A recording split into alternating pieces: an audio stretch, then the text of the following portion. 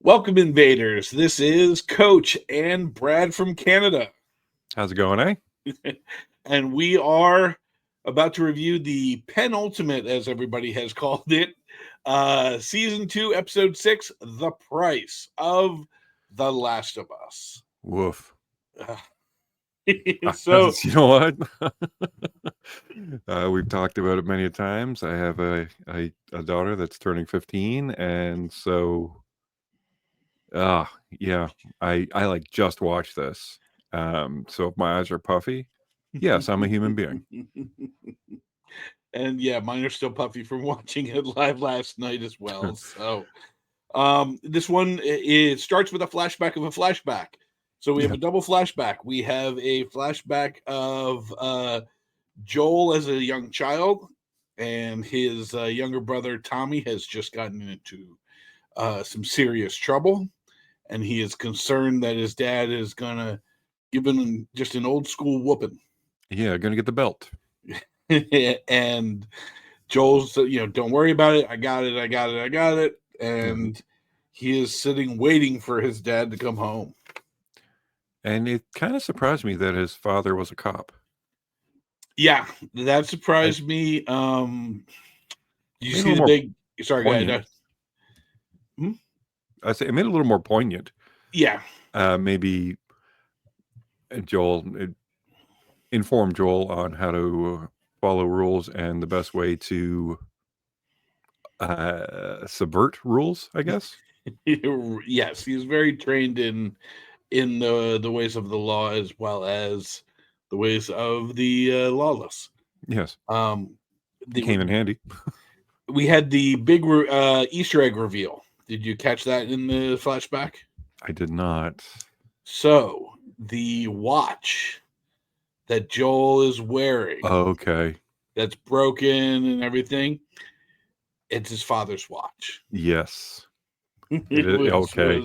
As soon as you said the, I'm like, yes, okay, I did notice that, but it just there was this episode was very heavy, so it took a lot of my concentration just to, well, like I said, I was looking through a lot of tears. I was looking through a lot of tears for this one. So basically, he's sitting down with his father, and they're having a discussion back and forth, and he's ready to take the punishment. And it's not Tommy, it's me. And his dad kind of gives him a, I know it's not you. It's a here's the reality of the world, son. Talk. Yeah. Where he even goes to the fridge and gets 2 beers, one for each of them. Yep. And they have a heart to heart, and his dad basically ends up with the line, and I love this line, and we'll come back to it better, but it's, I hope you do a little better than me when it comes to, raising your own, or if you have your own. If you have your own, I hope you do a little better than me, just the way I tried to do a little better than my dad. Just crushing. Absolutely crushing. So, we all have fathers.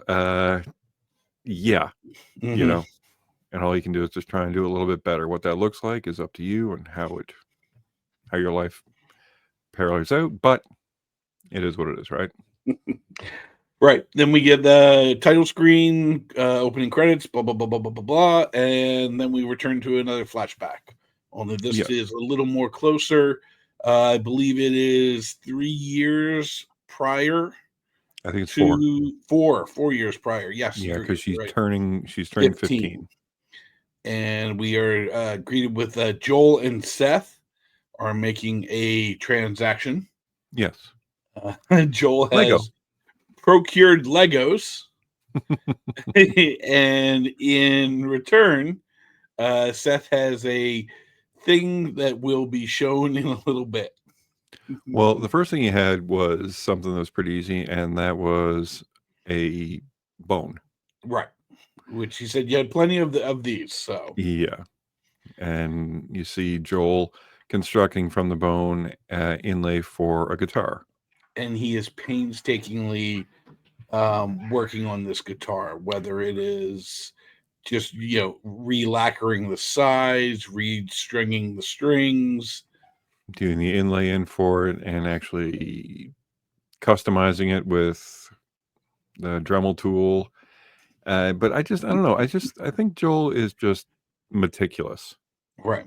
But I think after however many years you would be without your conventional entertainment, that would be your entertainment, is being meticulous on things. Right.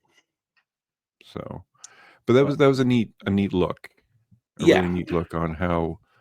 it's similar to when he did the switches with Dina and was Yes, explaining them. yeah, showing Um, the breakers and whatnot. I heard the great thing that Joel is basically the clueless dad who knows everything Oh yeah. except what's going on. And, Well, I mean, he was a dad yes. before hell broke loose, and yeah, ugh. I don't want to think about that scene either. Yeah. So we are interrupted by Tommy bringing in Ellie. She is currently on painkillers and has her arm wrapped. She apparently had pressed her arm on the side of a heated or boiling or mm, very hot pot. Stove pot. Yeah, that was hot enough to burn her that bad. And And oof. you just see, listen, we're going to go through the whole episode of saying how awesome Bella Ramsey's acting is, Oh my how god, yes. awesome Pedro's acting, and another character, how awesome his acting is later. Oh yeah. All around aces as far as a masterclass of just um emoting, just the pretty perfect level of what they wanted, because these are all class A actors, and my god, they have a project here that they're really sinking their teeth into.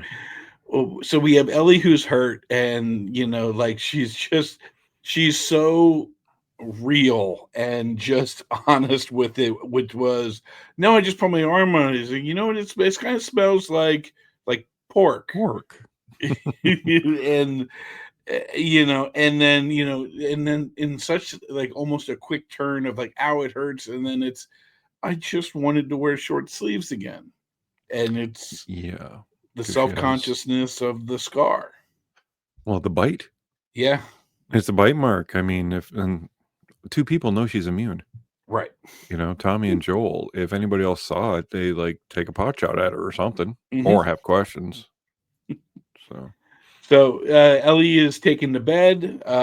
She wakes up with basically what is the start screen of the game, yeah, which is the knife in the stand through an open window.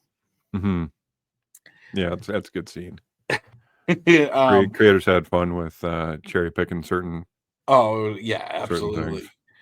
things. She comes down the stairs, and Joel presents her with the guitar. Folks call it a guitar. Right. And at the same time, he presents her with the cake that was mislabeled by Seth, saying "Happy 50th birthday, Eli." Happy birthday, Eli. To which Joel, tries to do the right thing, get some Cutlery. utensils and some plates, and he says, "I hope that Seth can cook better than he can, or bake better than he can spell." And it comes to the point where I kind of teased it a little bit to Brad because I had saw it first, of just, I laughed out loud, like I guttural laughed at just the turn of the camera, and she has a fistful of cake. Yeah, it's smeared on her mouth. She's really enjoying this. She's torn into this, and she's like, "He does, he does." And yeah, I think that laugh for me, because I laughed really hard. Mhm. We all did, and my family were watching it, and I think it's because moments of levity in this show are so few and far between. Mhm. It's always it's a coiled, like, spring. It's clenched fists all the time. So Right. when something hits, it really hits. And yeah, we laughed really hard at that. Well, and the one thing that we really got to see this episode is, there's all the stories of like how close Pedro and Ramsey became, and just like they just embodied these characters, and the relationship between them was just so incredibly intense. Yeah, Oh, real. and real, and it really comes through.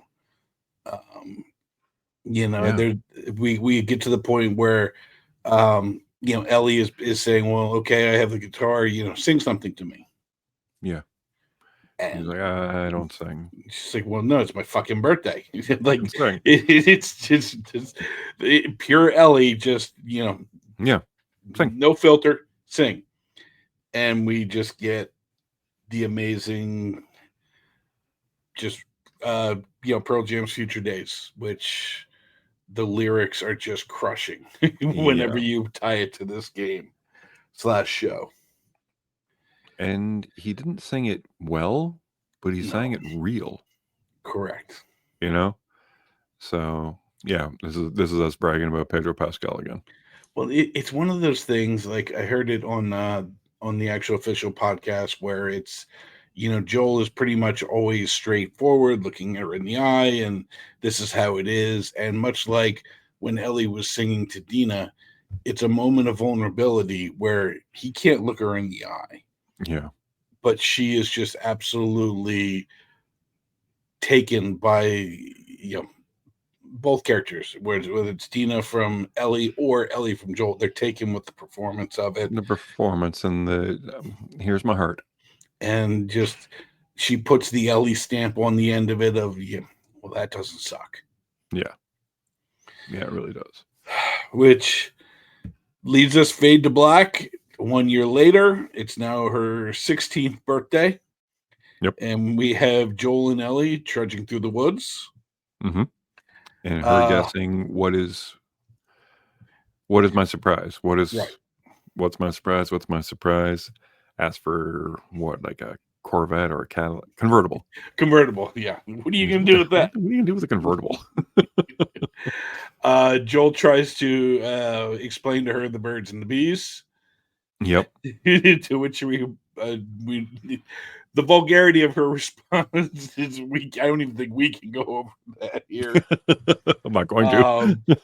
And then, but again, that's another thing that made me laugh out loud. And then, of course, Joel is, he's playing clueless dad of like, well, you're around Jesse a lot. I see the way you look at him. Like, Mm-hmm. Do you have Very a thing clueless for each other? And she's like, oh, I don't think you need to worry about that. Yeah, not Jesse. I like Jesse, but not Jesse. Yeah. So, we come come across up. It's straight out of the game. Yeah. The dinosaur. The dinosaur and her excitement. Like she's acting. Like that's the thing. Like she knows this is going to happen. And she's like as an actor, that has to be some of the hardest thing is to show actual surprise when you know something's coming. Surprise and glee that doesn't look rehearsed. It doesn't look like disingenuine, because I don't know this. Just the look in her eyes. It was the eyes. It was the cheekbones. It was the stance of her shoulders that she held, and Ellie was just enthralled, amazed that this life-size plastic dinosaur statue was always kind of here. Yep. But only certain people can go out so far, I'm assuming. Joel being one of them. She scampers up that thing to the top and just screams at the top of the lung like, I'm on a fucking dinosaur. I'm on a fucking dinosaur. Motherfucker. Oh, God, it's great. And then out of the corner eye, she says, hey, Joel, look, that's a museum. I know. Which was also good, the way she said it, like there's a museum there? And she's like, I know. If you don't fall off, we're going there. And as we kind of peel back the layers of this again, it's straight from the game, and like this is kind of one of the most creative things that they did in the game. It really Is was. that you kind of like experience this whole thing of going through the museum. I was a little upset that they didn't get to see putting hat on dinosaurs, but yeah, I get it. It's already an hour-long episode. Yeah. So then they make it to the space capsule, which was, I don't know, that part in the game. I don't know if any other game tried to do that. I might have been bored. Right. It's like, all right, skip cutscene, please. But they did it so well in the game, and they do it so well here, in which where Joel tells her to pick a helmet by giving her a rock. Giving her a rock so she can break a display from astronauts. Which is double the fun for Ellie. Like, not only does she get a space helmet, she gets to throw a rock through glass. And she's getting permission to do this. Right.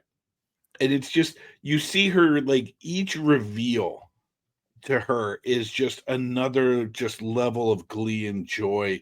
Yeah. I think they said it was an actual Apollo 15 in they call it in the story of the actual Apollo 15 capsule. And then you have to open it, and then you need a helmet. And then, she's seated in there making space noises and clicking buttons and flipping switches, and Joel just gives her the ultimate cherry. Oh yeah, the tape, audio tapes, and said, you know what, this was not easy to find. So she pops it in her Walkman, puts her earbuds in, and it is the TV coverage, radio coverage countdown of the launch. And you see her close her eyes and just imagine being an astronaut, because, like I said, your conventional entertainment that we take for granted is not there. So you have your imagination, and to have such a boost or inspiration to further your imagination would be priceless. Then it cuts back to them walking through the forest. Joel saying, "Oh, we need to do more things like this," and you see Ellie's just in full bliss, and then her face drops. Yeah, she just sees something in the side of her eye, and Joel's like, "Are you okay? You okay?" And she just kind of shakes it off, and the camera pans, and we just see fireflies. Yeah. Blink, blink, blinkety blink. Yeah. Which, raises questions. Mm-hmm. So now another fade to black. And now it is birthday year 17. Joel has come back early from patrol so he can present Ellie with a chocolate cake that has the correct writing on it this time. And as any father dreads, he hears giggling and laughing by more than one person behind a closed door. Behind a closed door. Yeah. He pops in, sees Ellie and her friend. Her friend goes unnamed. We previously mentioned her. Yeah, I can't remember her. Yeah, it's one of those. Well, we previously talked about her when Dina was referencing Ellie's prior. Oh, yes. Yeah. Well, what about her? Yeah. Well, I mean, they're kind of doing threefold things. One, they're together. Right. 2, they're getting high. Right. And 3, she's a tattoo artist and has started a tattoo on Ellie's forearm that you notice that she has currently. Right. The character's name is Kat. That was previously Dina had teased Ellie about Kat. Yeah. And Joel goes through clueless dad anger for like all at once of just she's 17 by the way. Well, I'm 19, so 19. and then it's you're getting high, you're getting a tattoo, and like it's you're experimenting, right? You're covering all the bases at once. Like, come on, yeah, getting all the teenage shit out all at once: tattoos, sex, and drugs. And she kind of drops the bomb of, oh, you're just experimenting, and she's like, it's not an experiment. Not experimenting. Yeah, but she also drops a bomb that I didn't really expect and didn't really consider until she said it. When he says, "Listen, you might not like the rules, but this is my house," and she throws out the logic that this isn't your house. Right. This is our house. You don't own it. Yeah, nobody owns anything. This is communal living. Right. Like, they presented this house for you, not to you. And I think that kind of stings, because as any person that might used to own something, right? There is a sense of normality with him and Ellie as his daughter and the home and everything. So he never got to go through this with his first daughter, and it's everything is beyond uncharted waters. And this kind of triggers Ellie in the need of independence, kind of check out the garage, and okay, this is doable, and in the middle of the night try and move her stuff there. It triggers another confrontation with Joel, with ultimately him agreeing to help her. Yeah, no, you can't go in the garage. There's no running water. There's no electricity. There's no heat. He's like, you might need some independence. So how about you give me a couple of days and we'll fix it up for you. Right. So, and then it's a little murky. Is this where Joel has to sit down with Gail? Yeah, because he kind of as a peace offering is like, well, let me look at your tattoo. Mm-hmm. Like, I like your tattoo. It's better than the job I did on your guitar. It's one of her moths. She's got this thing with moths and says that she dreams about moths. So she draws them. And he has the very sobering conversation with Gail. Yeah, sits down with Gail, who's trying to enjoy breakfast and a book, and says, "Hey, you guys deal with dreams, right?" And she's like, "What am I, Lucy Van Pelt here? Fuck off! Like, I'm eating breakfast. Like, the doctor's not in." Which was great. I enjoyed that a lot. It's one of those, I don't even know if that was even written or that's just Catherine O'Hara being Catherine O'Hara. I could see it doing that. Yeah, he questions her about, and it's like, oh no, they're like butterflies. It's about growth and all that. She's like, no. Moths are about death. It's death. And that is the thing, isn't it? Moths are representing dreams or death.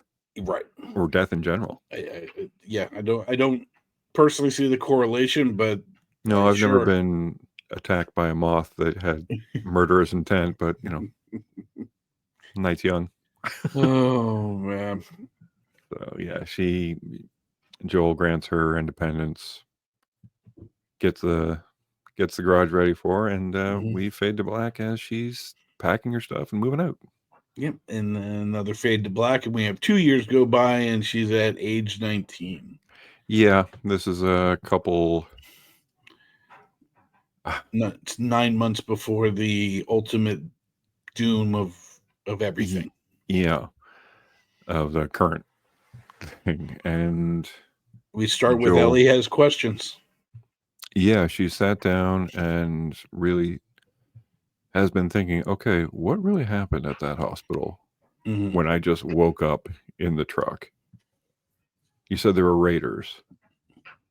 The hospital was very well guarded. How did you get me out? Right. And she looks ready to ask these questions. Yeah, she's gonna ready to go find Joel, but Joel knocks on her door. And this is the year that he's going to take her on patrol, and he's going to train her himself. And again, you see Ellie just light up with excitement that let me get my coat. Don't forget a gun. Right. And get them on the trail, and she wants to kill. And what's the record for the most kills on a training run? Zero. This is the bunny slope equivalent. Yeah, they're on their horses. They're scanning, and Joel's this trying is to teach her the basics. The second biggest joke that I laughed out loud at. Yeah, of their scanning and saying no binoculars, and she's just like, really. And then she just blurts out, like, "No, there's a little squirrel fucking a big squirrel." And I'm just I laughed at that too. Like I said, you're waiting for something tragic to happen, so the levity is very welcome. Right. Yeah. And you figure like, oh, she's gonna ask her questions, and no, she's joking about squirrels. Yeah. At which point they get a call over the radio that Eugene and his partner, not partner, but partner, trail partner, Adam, I think, yeah, that they are currently in trouble and they need assistance. At which point Joel tells Ellie go back to Jackson, and she drops the killer line, "I'm not your kid, I'm your partner." Yeah, we're on patrol. Right. But it's also everything to this point, this is Ellie declaring what she is. Yep. Like, we can talk about who she isn't. Right. It's okay with the father figure stuff and the daughter figure stuff and everything between them. Right now, in her mind, she is the partner, not the kid. And this is what she wants. Right. So they make their way. They have to ditch the horses to get down a little quicker. So they don't ditch the horses. They just they tie them up and they make their way on foot down a big slope. And I like this line is, "You're my back, I'm yours." It's like, okay, like, I got you. You got me. Right. We're going into this. So they make their way in and are surprised by a horse galloping along with a rider that has got his foot caught in the stirrup and is being dragged. Now, obviously, presumably they're dead. Yeah, they're dead. They're getting dragged. They come across an infected, dead one. And then they come across somebody that has been teased since episode 1 of this. Eugene played just so well by Joe Pantoliano. Oh my God. Why don't we see him in more anything? I don't know. I think he's got a good nut, good savings, and he just doesn't have to. But I mean, I didn't realize how much I missed his pure acting until I saw this. I watched this. He was so good.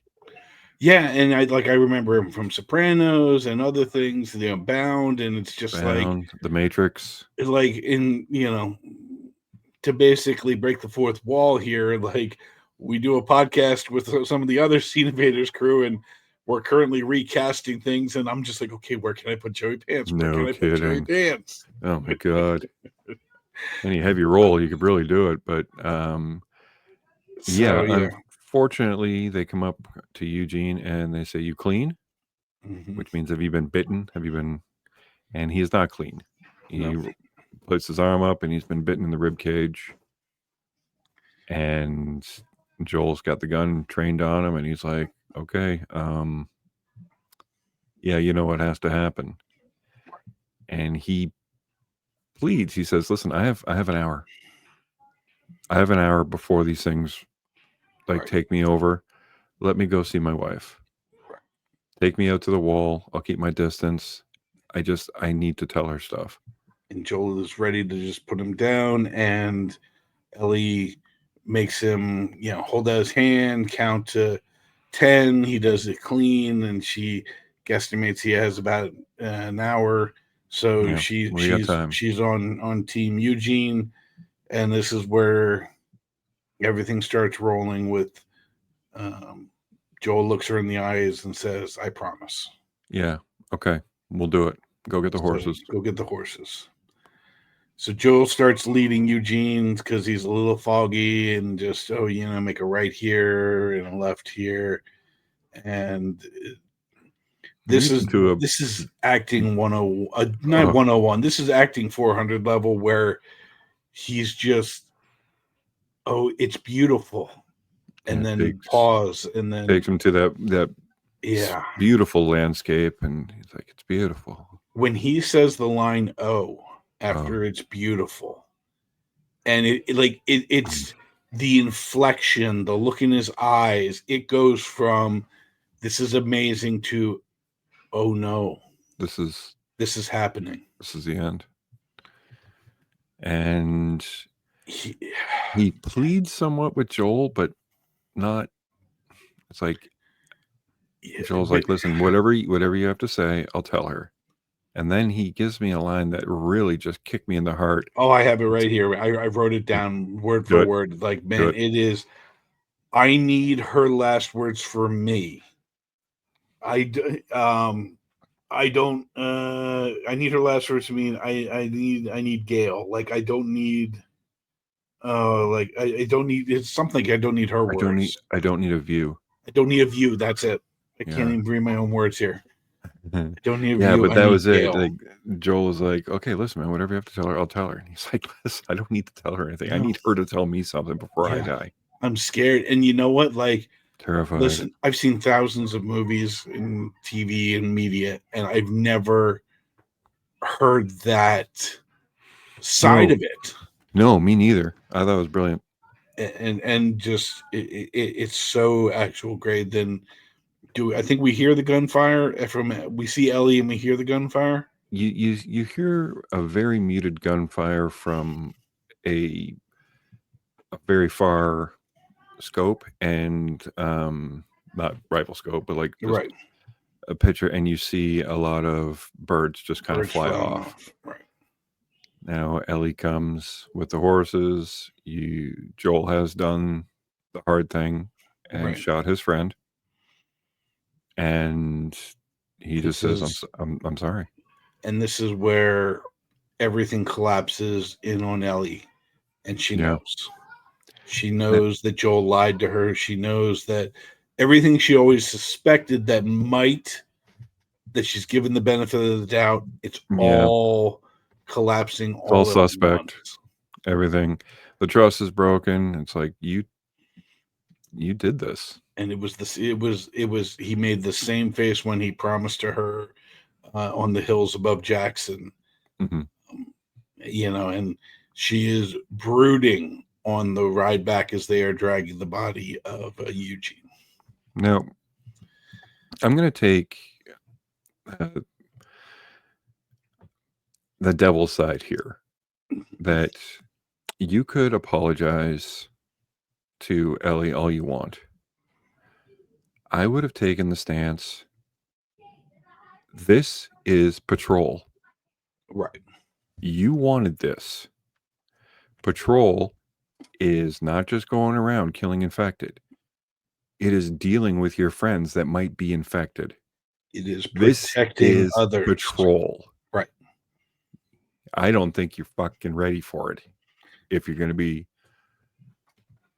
like, well, what she is, because they drag the body back to Jackson, and Joel explains to Ellie on the way back, I'm going to tell her what she needs to hear, nothing more. Right. She says that when the body is presented, and Joel says, listen, Eugene was brave. He said he loved you, and he took care of it himself. And then he starts kind of going a little extra, because it's like he sees this woman who just is just distraught. Yeah. And it's one of those, her silence is loud. Yes. And it's one of those, like, he has to fill the silence, and he just starts keep saying nice things until Ellie says, F that. Like, no, this is what happened. Yeah. We wanted to get him back. Joel shot him. Right. Joel said we were going to, and then he didn't. And just kind of throws Joel under the bus completely. Yep. Because she is so absolutely frustrated. And like I said, hey, that's patrol, kid. I'm sorry. I don't agree with what Joel did, but I really don't agree with No. what she did. I don't think either one of them were right. Right. Yeah, as a storytelling narrative, I understand why they made the choice.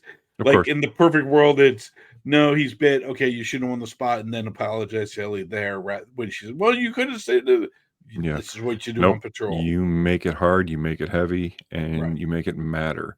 You make her distrust mean something. Right. It's not a whim. She discovered something. Mm-hmm. And yeah, that continues on to her mistrust. And now we're at 9 the months. 9 9 months months, later. the New Year's Eve party. Yeah. We have Where, the infamous event between Ellie, Dina, Seth, and Joel. yep. At the party. And we kind of end up to the porch where Where, Joel is sitting there drinking coffee, playing his guitar, and has a heater going. yes. Yeah, I And noticed the this, heater too. I don't know why I noticed the heater. I'm like, oh, look at that. I think it was one of those things like, okay, yeah, they do have the dam, so they do have energy. No, they and have all that. electricity and they got But it's running one of water and those, everything. yeah, Yeah, just one of those things I that get just it, kind but of it stuck was out like, to me. okay, I guess it's the little things. In the game, this whole scene is saved till the end. Yeah. I understand why they put it here. I understand they almost need to Yes. bring everybody back. They need to also explain how, you know, Jelly's and Joel's relationship and everything moving forward. So, luckily, the director of the game was also the director of this episode. Yeah. Yeah. And really, really hammered it home because in the previous, what we saw Ellie walk away and Joel just continue to play his guitar from the beginning of the season.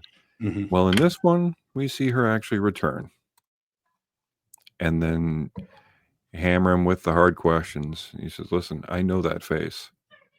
I know you were lying to me. I know you, like, don't ever lie to me again. So I'm going to ask you questions. And if you are lying, we are done. We're done. Yeah. She gives him the ultimatum. She asks about the Raiders Mm-hmm. in Utah. Was there? And through just, oh my God, 1,000 years worth of pain on Joel's face, Mm-hmm. acted so masterfully. As I said, we've been talking about the acting in this one. We're going to continue. Just the subtle head shake. No, there wasn't. Well, it's and the tear, like you see his eyes just welling up. Oh, perfectly. And it's not like peppermint under the eyes that's doing it. No, this is him playing that role.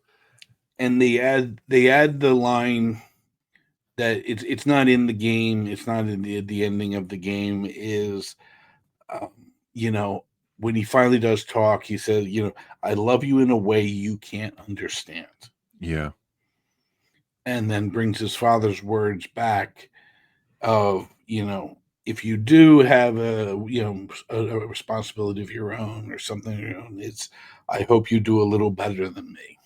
Yeah. And well, that culminates from, like, did you kill everybody in the hospital? He's like, yeah, I did. Well, could there have been a cure? Could they have made a cure? Yeah. And he says yes, which I was like, well, maybe not. Yeah. But he could have said maybe not, and it would have faltered. It wouldn't have sold it for her. And that's her break. Is my life would have had purpose, and it's the, how do you explain to somebody that there is more? Your purpose is more than the purpose you think, and her purpose of just saving Joel can be just enough. Not for her when she's in that kind of hurt. And when and then he says, like, listen, extracting the cure would have killed you. And I wasn't going to let no, I love you. I can't let that happen.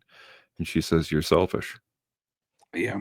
And then, And he's you know, this I wish I would have been a younger man hearing this line. I think of like the arguments that I've had, the finger pointing that's going back and forth. I think of like the childish arguments of my youth with my parents, right. or just like, you know, blurting stuff out against friends and your former exes and stuff like that. Yeah. It's the I don't think that I can forgive you for this, but I would like to try. That was the saving grace. That Yeah, was the little glimmer of hope that that Joel needed. That's all he needed. right. And it's something that everybody feels, but they're either too wound up, too ashamed, too whatever. I mean, you want to hurt Like somebody else, yeah, so you don't give that glimmer. yeah. I think back to like the verbal battles I would have with my parents, and just like, yeah, like I want to try and make things better, but young stupid me couldn't verbally Yeah, not express right that. now. Not right now. However, What does like, that yeah, do? like I wish I would have been able to experience this game as a teenager. So, I oh, know. maybe I could verbalize that. Yeah. And it ends with present day Ellie in the rain, Making her way slogging towards her way to the theater the where theater. everybody is, and this Hmm. is fresh off the ultimate turn of the evil that she did to uh What's her name? exactly. What's her name from the last episode? Beat her half to death with the Oh pipe. man, yeah. Nora? Nora, yes, great save. Nora. You Yes, know, very where great save. she crosses the line and kills Nora, and then this is the next we see of her. And This is the next episode. She has yeah, ill intent for everybody in that thing, and she is loaded for bear. She's got the cool look with the raincoat, and just the season ending episode. next is the season ending episode. Now, this is not even scratched the surface of the game, Correct. which means there is another season coming. There is, Confirmed. and you know, who knows when we'll get it, but it's like, Yeah. you know, like there's characters that haven't even been introduced I yet. know. I know. You know, it's kind of like, okay, well, Situations that have not even been conceived on the drawing board that have to happen if you played the game, which, oh God, this game is so good. yeah, gosh, I hope they get to finish this. I really do. Me too. Like it would just be a crime. I'm my hope is that this episode is so good that it brings the viewers back that tried to jump ship and tried Well, to half like the ones review bomb. that jump ship are not impressed with the way Bella Ramsey looks, because there Yeah. are cosplayers and all that stuff. But like, if you watch this episode and really watch this episode, not just review bomb it, Hmm. you would see that these two have the chemistry that could save a series, that could Yeah. make a series, Yep. that could greenlight the next 4-6 seasons if it warranted that. It's it's the thing that a lot of the nitpicking I hear is a lot of, well, I would have done that. Like, you can't. This is not a what would you do. No, This is not and a choose your own adventure. This is the you had, story of these characters. but not for nothing, you had that in the game. Right. You know what? Maybe you wouldn't have run full tilt. Maybe you would have went around. You had that choice. Yeah. So I Go wonder play if the that's game. why people are so a little more aggravated, because they actually, like, well, I played it my way and it worked. Yep. I had my cake and I'm eating it too. And I get that. And I get, like, again, that was a little bit of my frustration too, was, I mean, yeah, when you're in the game, you are the first person, you are the controller, you are the god that is Mm-hmm. basically making the character do or trying to not make the character do what you have to do. Yeah, but hey, guess what, everybody? In the game, you also get to be Abby, so that'll screw you up a little bit. You don't have a button sequence to kill Joel, though, so there is that. Yeah, so I don't know, like, how long is the next episode? Because I think I can't even fathom what they're going to cover. It cannot be in conjunction with the game, because if it is, my God, they are gutting an entire I hours think and hours and hours worth of the game.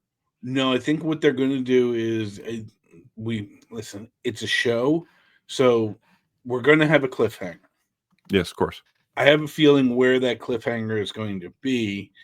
I'm curious how they handle that cliffhanger, because they have strayed a little bit from the game at times. So yeah, we could get an interesting part of where all these characters are.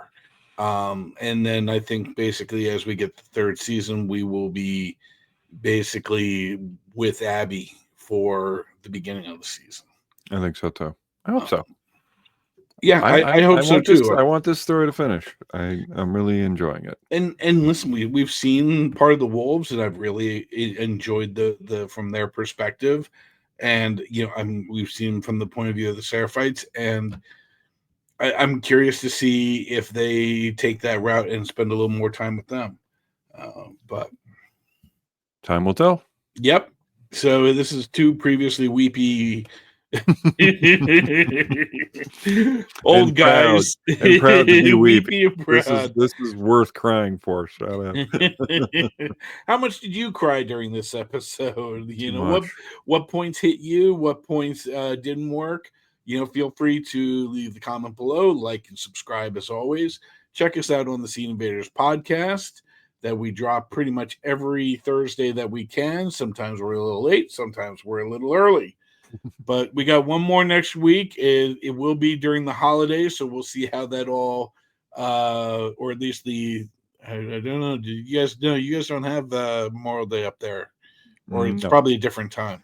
We have Victoria Day right now. Oh, is that right now? Yes, so you're on. Oh man, I'm sorry. Break you away from holiday. Oh, so we'll be Memorial Day now that it's currently Victory Day. Or, sorry, is it Victory Day? Victoria Day. Victoria Day. Got it. Yeah, Queen Victoria. Righty. Well, I'm just going to end it because I'm running out of words. So we'll go from there. See ya. We'll see you next week.